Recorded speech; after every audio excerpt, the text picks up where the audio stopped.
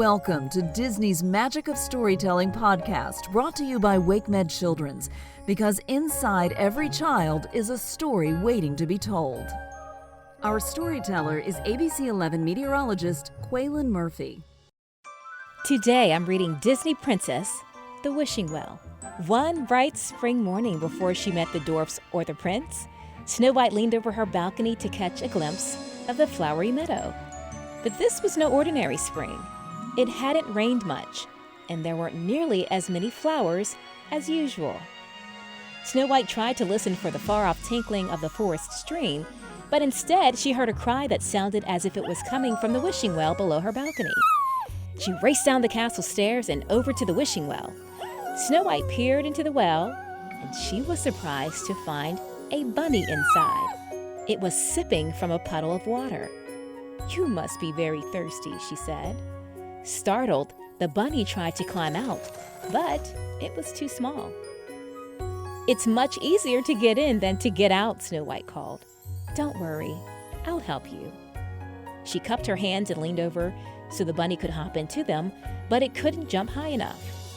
"Almost, but not quite." "I know," Snow White said. "I can bring you up in the bucket."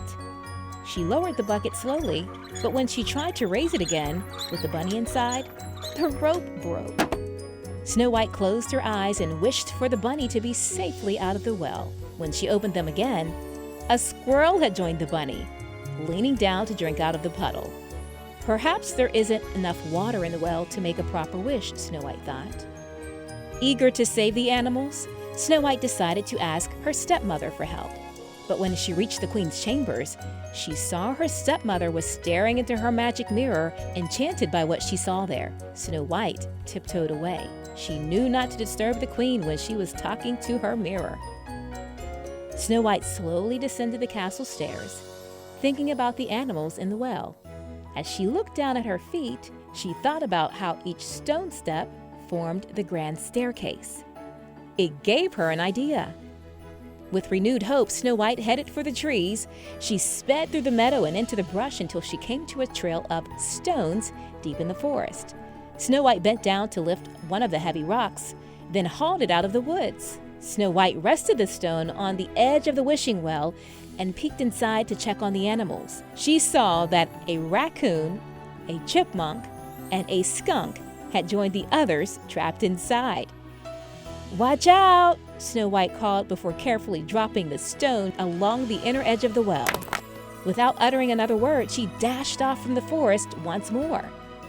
Soon, Snow White returned with another stone, and she dropped it into the well the same way as the first. "Push this one next to the first rock," she told the animals. Then she brought another stone and another.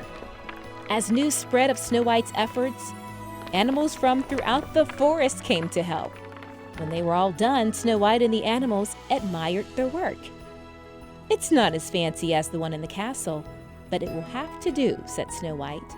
With the help of the animals, Snow White had built a staircase.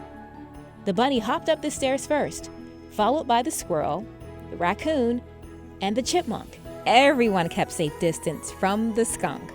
When all the animals were out, a soft spring rain began to fall. Snow White celebrated by singing a happy song. From that day forward, Snow White and the forest animals became close friends. After the rain finally arrived, flowers bloomed everywhere, and the bushes were bursting with berries. And there was plenty of water in the well for making wishes.